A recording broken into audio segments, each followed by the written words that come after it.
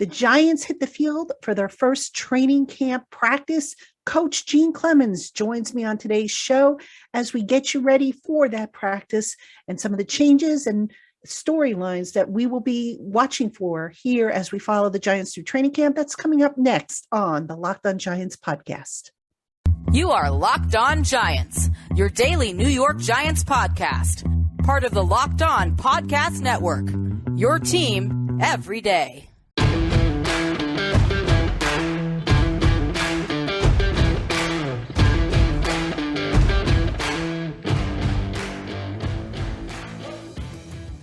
Hello, New York Giant fans, and welcome to another edition of the Locked On Giants podcast, part of the Locked On Podcast family, your team every day. My name is Patricia Traina.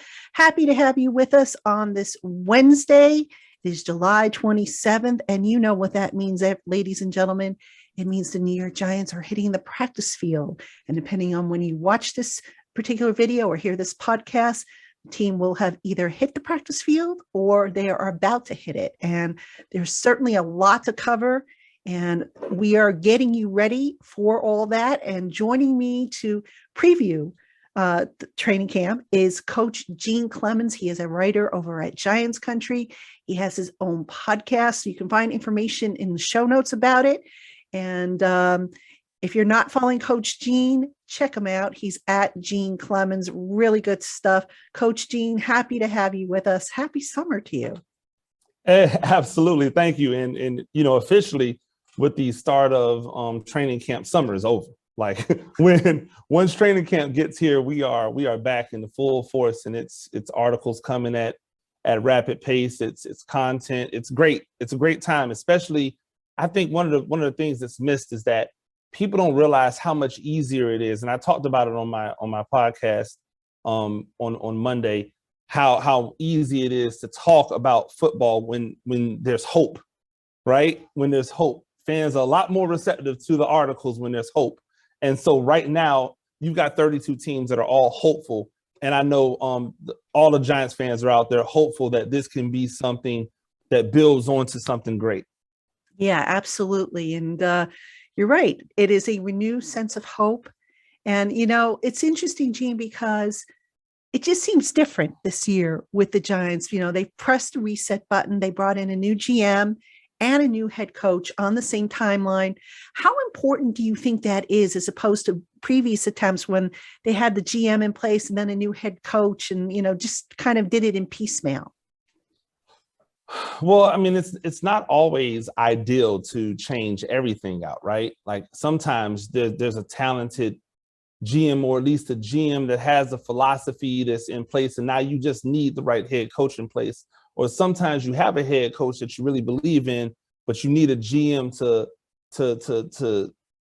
be able to support that, that head coach. I think when you bring in a matchup like this, where a guy who's a brand new GM, first time at the job, and a brand new head coach, first time at the job, you're at least encouraged by the fact that they have some type of relationship already built from their previous their previous stop, which was successful. So I think from that standpoint, you've got to like this situation of new GM, new coach. I don't know if it's always the way to go, because it's a scary proposition. If you get the GM and the coach wrong, you'll probably be 2 to 3 coaches in before you actually realize that the GM's the wrong decision.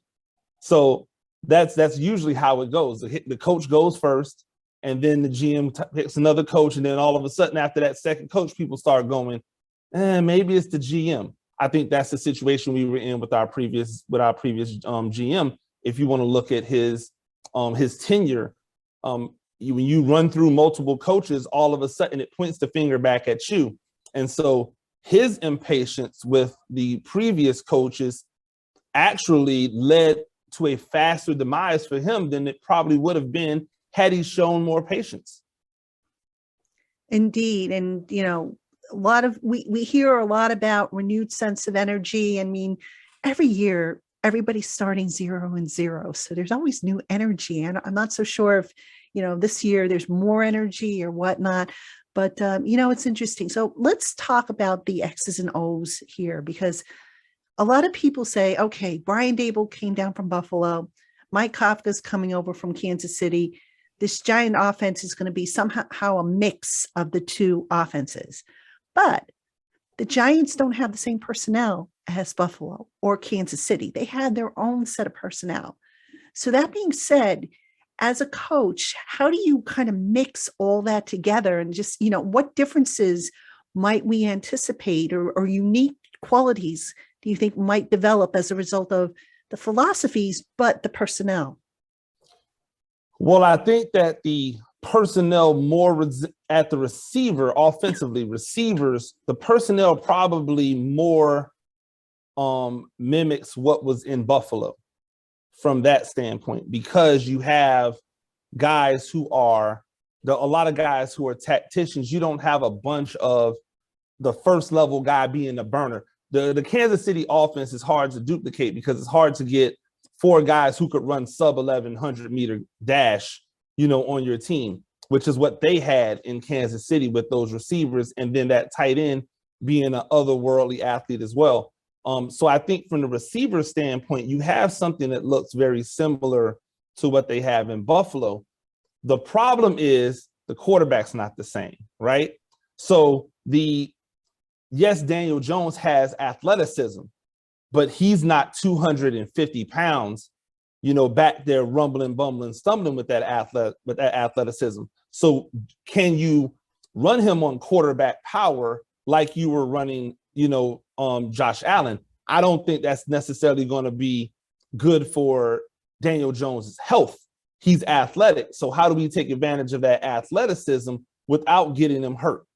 That's going to be the trick, right? That's going to be what they have to do. How do we take advantage of that athleticism so that the quarterback run is a part of the game plan? And I think I spoke about this a lot last year, allowing the Giants to be an 11-on-11 football team as opposed to 10-on-11, where the quarterback's just back there handing the ball off.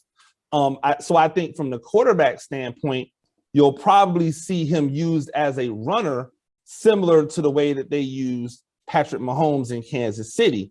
And that's where we see the melding of the two offenses. Now, the problem there is nobody has Patrick Mahomes, Josh Allen arms.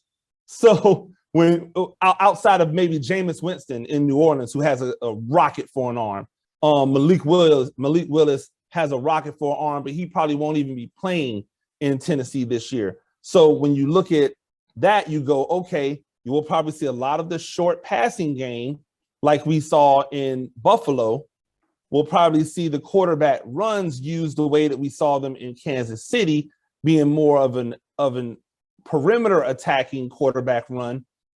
And we'll try to meld those two things together and mix it with a run game that we probably saw in Kansas City back when they had Kareem Hunt being able to run the ball as effectively, which is what I think was the best iteration of Kansas City, when they had Kareem Hunt as the running back to go along with those track meet guys, and a healthy Clyde Edwards-Helaire was a good runner as well. I think you'll see that type of thing kind of meld both of those offenses together.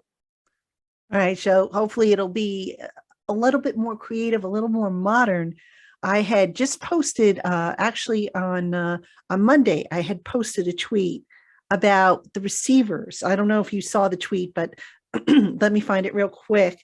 It was about the percentage of first downs that the receivers were able to generate. I don't know if you saw the tweet. I'm going to find it and I'm going to put it on the screen actually. But the Giants receivers, this is based on 50 targets and the percentage of first downs that they were able to generate. So you had Kadarius Toney was the leader, 36.8%. Sterling Shepard, 35.8%. Galladay was third, 35.5%, and Darius Slayton, 24.1%. Those are pretty, so not very good numbers. Yeah, I think when you look at it, though, it has to be, you have to remember the type of offense, right? Right. So, and you have to remember how inept the offense was. So a lot of their receptions were coming on 1st and 10, third and long, 2nd and long.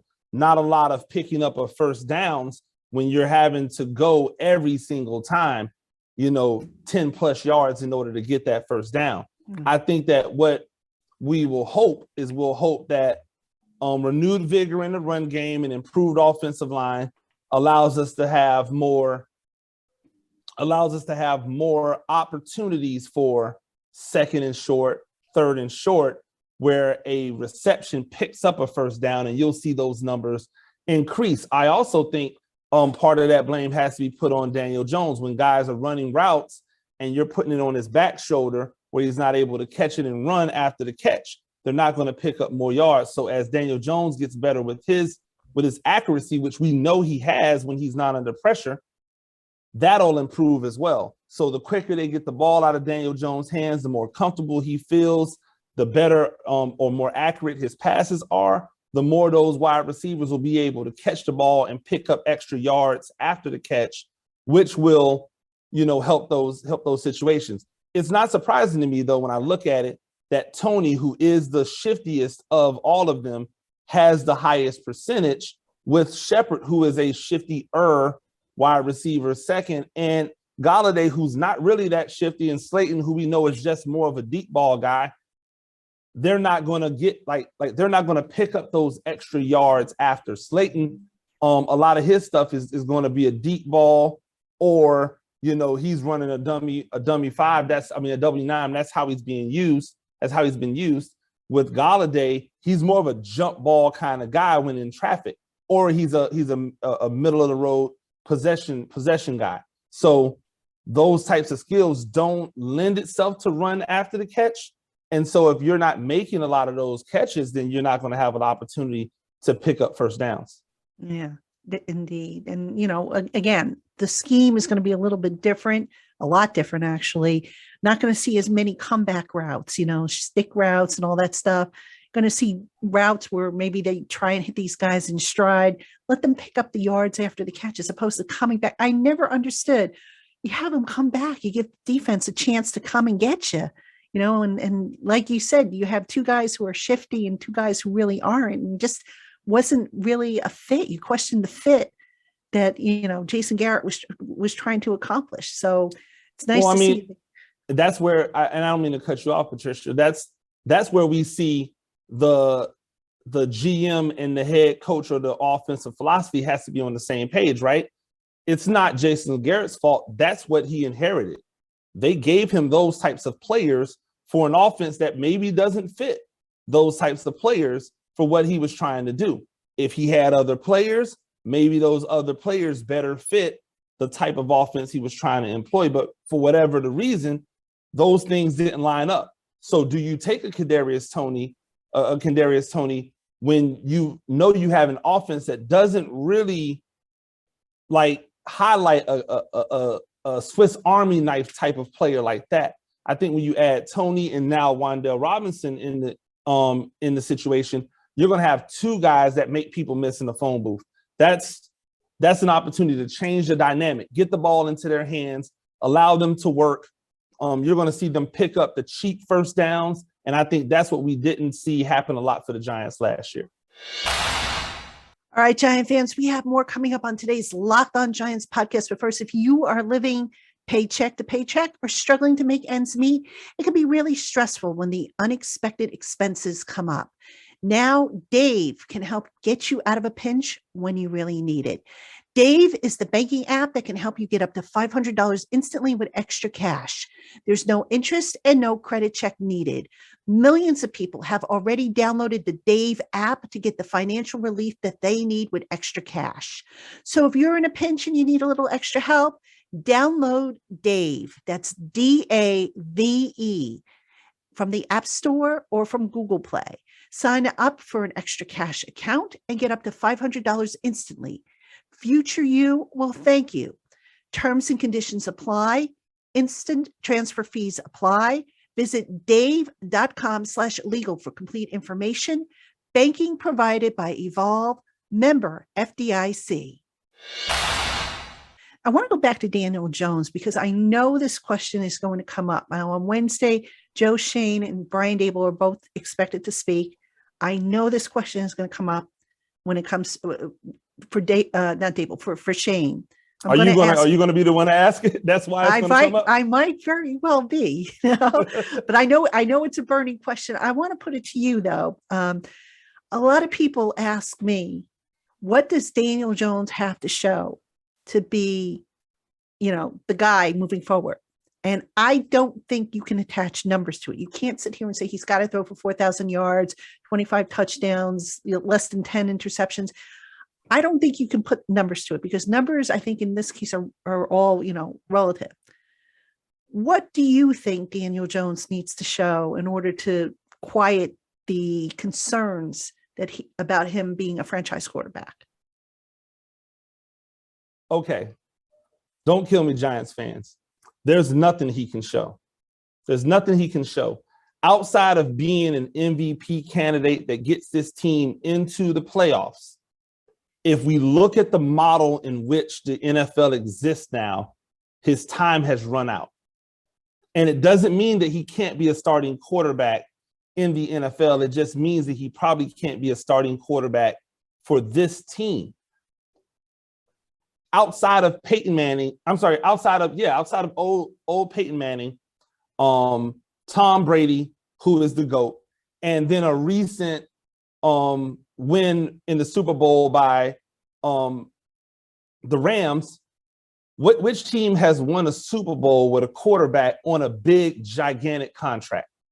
The time to strike while the iron is hot is in those first 5 years where you have the quarterback under control for a modest amount of money, even if they're a first-round draft pick. So now, let's say Daniel Jones goes out there and puts himself in a situation where he throws for 4,000 yards, 30-something touchdowns, 8 interceptions. And everybody is saying, oh my gosh, he's the guy, we knew it all along, right? But their record could be 4-13 when he does that. So if you have a 4-13 record with a guy who just did all of that, and as a GM, you have to be asking yourself, well, how much more does he have to do to elevate this team to winning? And the answer is probably something he's not capable of doing. It's time to move on. But now he becomes a good bargaining chip to trade to another team for maybe a second, or third, or fourth round draft pick. If he does get everybody to rally behind him and they become a playoff team, which is improbable but not unlikely, which is unlikely but not improbable, excuse me. Now the Giants have to ask themselves, okay, well, how much money are we talking about committing to him? Because the going rate right now is $35 million a year up. So he's not re-signing to a long-term deal for $20 million a year.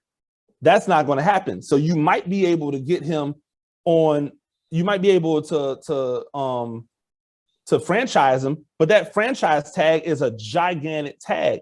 And this team wants to be able to add and transform itself. You can't transform yourself tying up that much money in your quarterback. So he's caught in a rock and a hard place. Even if he performs, even if he shows out, if I'm the GM, if I'm the head coach, I'm already preparing myself for life without him, because we know that the best way for us to have success is to hit the reset button with a new guy in the draft. And now we have 5 years to make it happen with him before we have to pay him that exorbitant amount of money. Yeah, I was going to ask you about the contract aspect of it because, they're going to have to do Andrew Thomas coming up. Xavier McKinney is going to be coming up. I mean, there's always going to be guys coming up. And you can't, I don't think at any rate, give Daniel Jones a Josh Allen type contract. I just don't see that happening. Maybe you give him a contract similar to what Derek Carr got with the Raiders. But even then, you're talking about you're basing lot it of on money. 1 year. You're basing it on 1 year production. To me, that's a bit of a risk, wouldn't you say?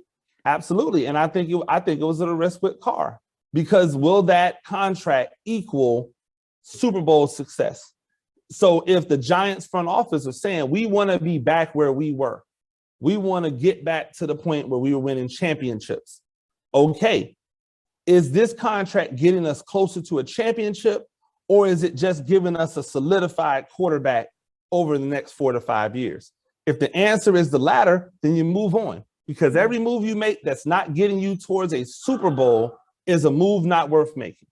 Exactly. And it's interesting because Jones was ranked, I think, 30th by The Athletic in their new, quarterback ranking that came out. So I haven't seen it. I just, heard about the ranking, and, I don't know that he's that bad, but he's certainly not, he's got a lot to prove. So, all right, let's talk about real quick, Saquon Barkley. I know we've had conversations about him before, pretty much the same type of situation, very polarizing figure.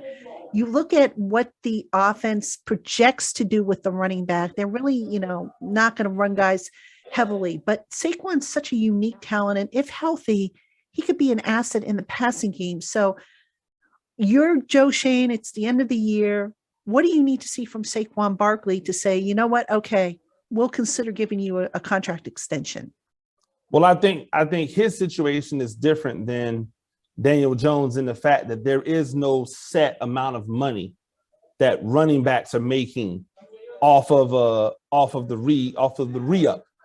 In so many other situations, especially at quarterback, there's a set amount of money that we're starting at. The conversation is starting here. With running back, it's not that way. It's almost like, hey, get what you can get and be happy with it. And so I think that when you're talking about Saquon Barkley, if he shows that he can be in the same dynamic as those other running backs who are effective runners and pass receivers, I think that there's a role for him on this team.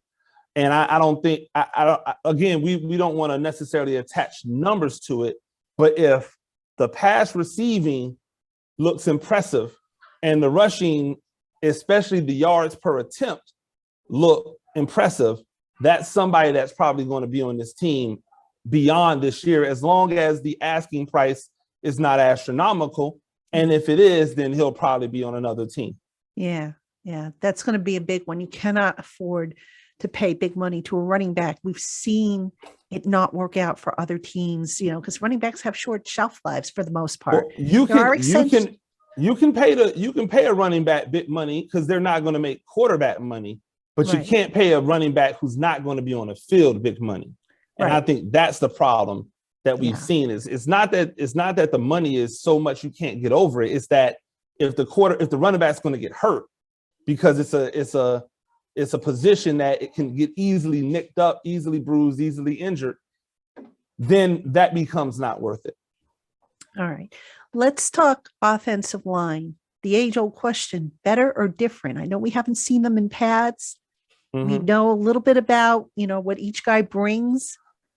I don't know about you, but I have just the tiniest bit of concern about this unit.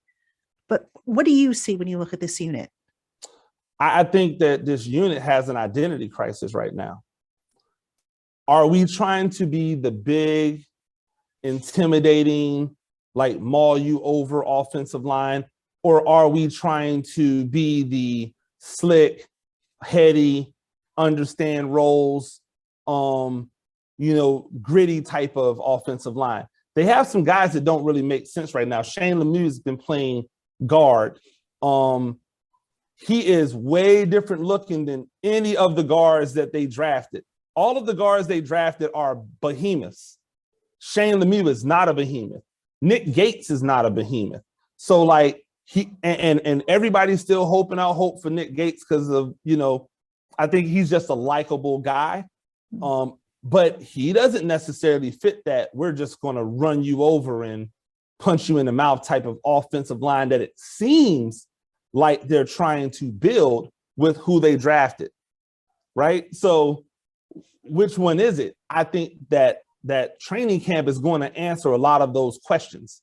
I think we could see some offensive linemen be some of the first people to go once they realize this guy's not going to fit what we're trying to do.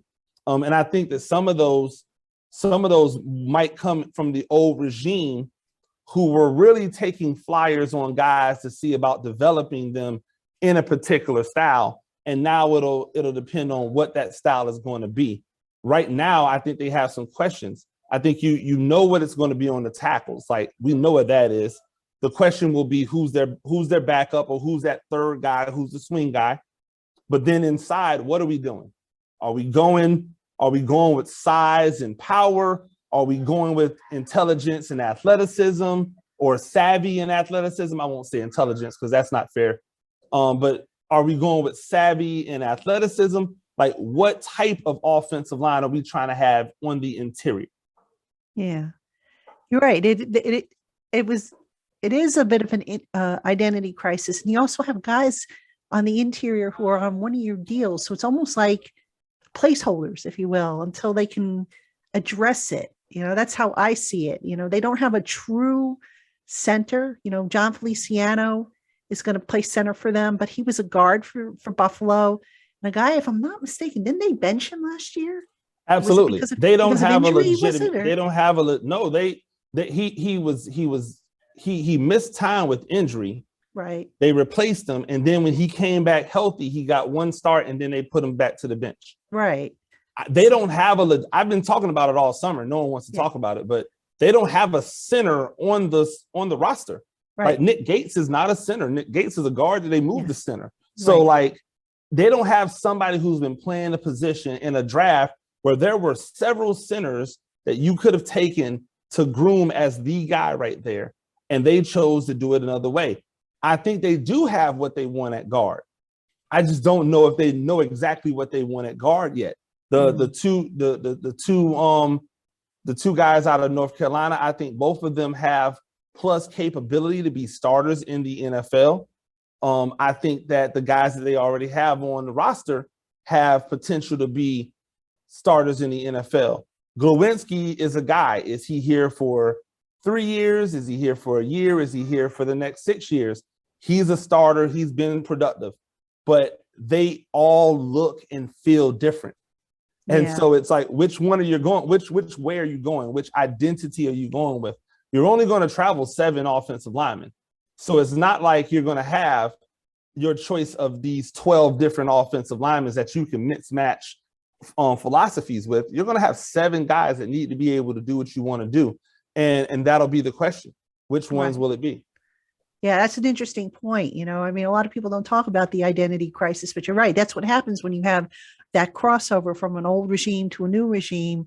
Maybe they have a different way they want to do stuff. And, it's going to be very interesting to see how that unit develops, because listen, if that unit is, not better than it has been, going to be another long season for this team. Nothing else matters. If they're bad, nothing else matters. Nothing else matters.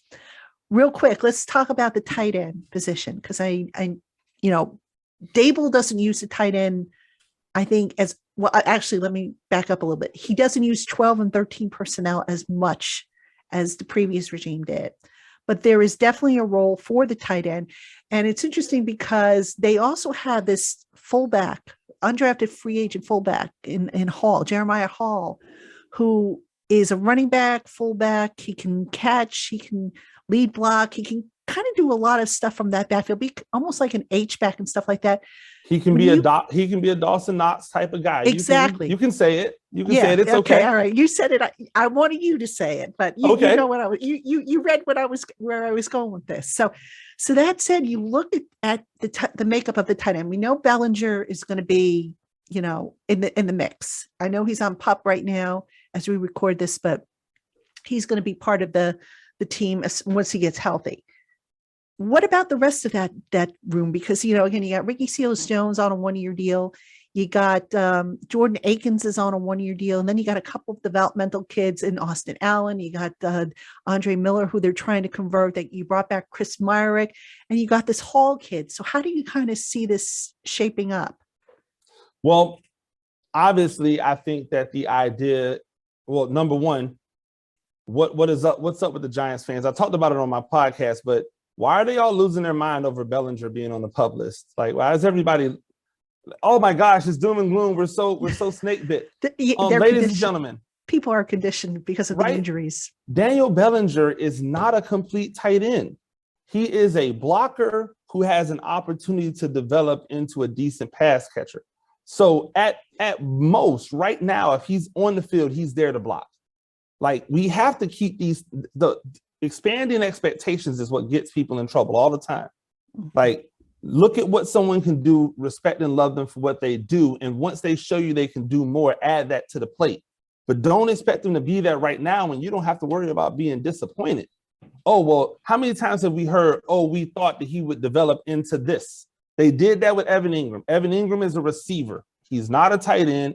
He's a receiver. He just happens to be a little bit chunkier than most receivers. He's a little thicker than them. If they just respected Evan Ingram as a receiver, a lot of people wouldn't have the issues that they had with Evan Ingram, because he was never going to be the guy that you put hand in the dirt and block everybody. Now, back to your point, I think that the tight end room will be one that's full of development.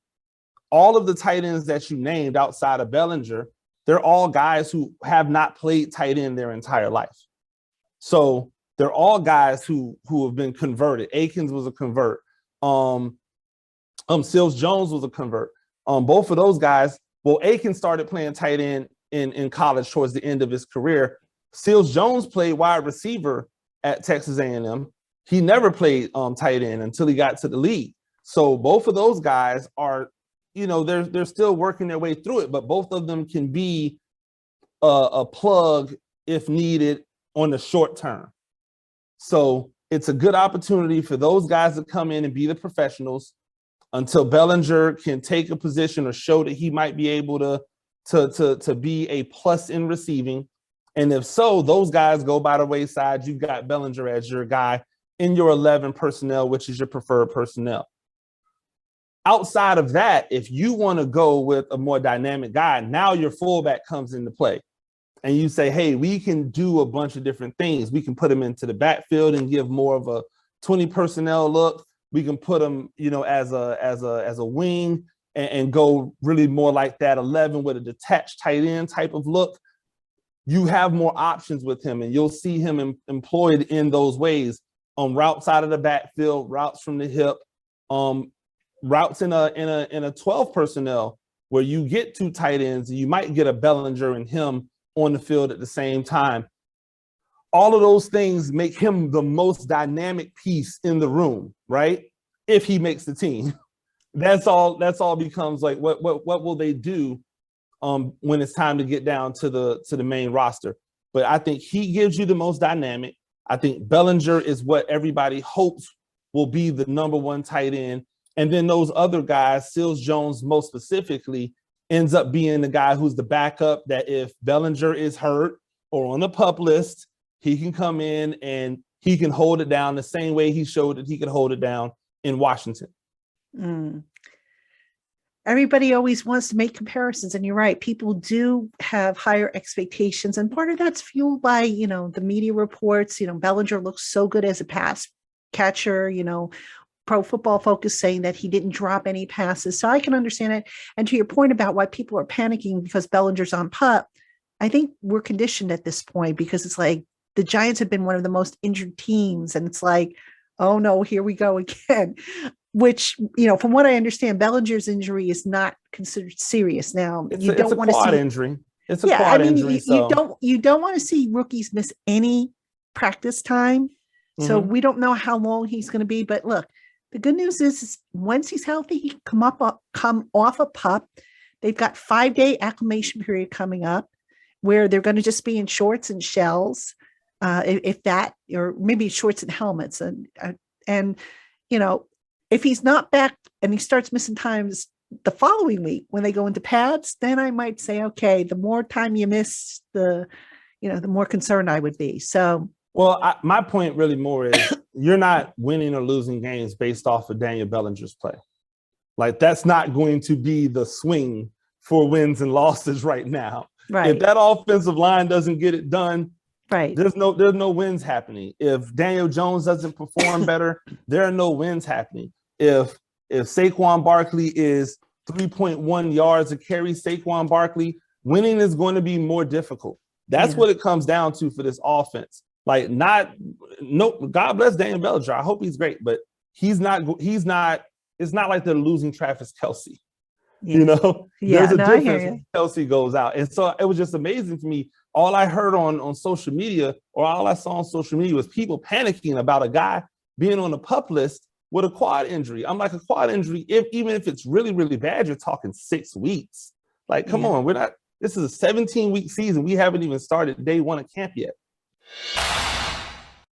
All right, Giant fans, we have more coming up on today's LockedOn Giants podcast. But first, BetOnline is the only place that offers the best information on the latest odds, contests, and player props for all your sports betting needs. No matter what sport you're into, betonline.net has you covered. Plus, they offer everything you need to know for live betting and your favorite Vegas casino games. So head on over to betonline.net today to learn more about the trends and the action. BetOnline, where the games start. All right, let's talk Coach Wink and that defense. Now, I have a theory. I am probably way off base with this theory. I will run it by you. Okay. I think we can agree that the Giants have a little bit of a hole, if you will, in the defensive backfield with James Bradbury gone, because they have guys, but not a lot of experience. Mm-hmm. So here's my crazy theory. They beefed up the pass rush, which they needed to do. Don't get me wrong, to create a situation where up front now, maybe it takes some of the onus off of that back end of the defense, because now you've got legitimate pass rushers and you are forcing the opponent to pick their poison, if you will. Who are you going to double up? And if you double up Leonard Williams, well, guess what? You're going to have Thibodeau coming at you and Ojulari coming at you. Or if you double up Thibodeau, you're going to have Leonard Williams and Dexter Lawrence pushing up front, and then you're going to have more one-on-one situations. Am I crazy for thinking that? No, I think that's what you hope, right? When you take a pass rusher with a top 5 pick, you're hoping that you have a guy who makes life easier on the back end. So, and again, I want people to understand, it's not that I don't like the defensive backs that they have, but to say you're good when you get rid of James Bradbury, I just can't say that when I know that you have not upgraded the position. You just said, hey, we're going to take some other guys. So I think that the clock will be sped up for the quarterback, which can help those guys not cover as long, which could possibly get that quarterback to throw some errant balls that maybe fall into the hands of defensive backs. Unless it's Jackson, and we know he won't catch it because he never catches them. He'll knock him down. He's not catching it. So weird, by the way. Why do you think his hands are so bad when he's a legitimate, like, good punt returner? Like, how is his hands so bad at defensive back? I'll never understand that. I have no idea. I couldn't. I'll never understand it. It's one of those things where you're just like, but how? Anyway, I think that you're right on. The scariest thing for opponents is to allow Leonard Williams and Dexter Lawrence to consistently see one-on-one pass rush opportunities. I don't think that Dexter Lawrence that's my ugly. If people go check it out on Giants Country, that's my ugly of him. But it's not ugly because he can't produce pressure. It's ugly because he's a one-trick pony. He's gonna bull rush you. He's gonna work off the shoulder. If he's not able to do that, he's not going to have a lot of success in the pass rush. But the problem, or the reason why he doesn't have an opportunity to do that much, is because he's usually double teamed. And so, like, if you give him one-on-one opportunities consistently, along with Leonard Williams having one-on-one opportunities consistently, that changes the entire dynamic.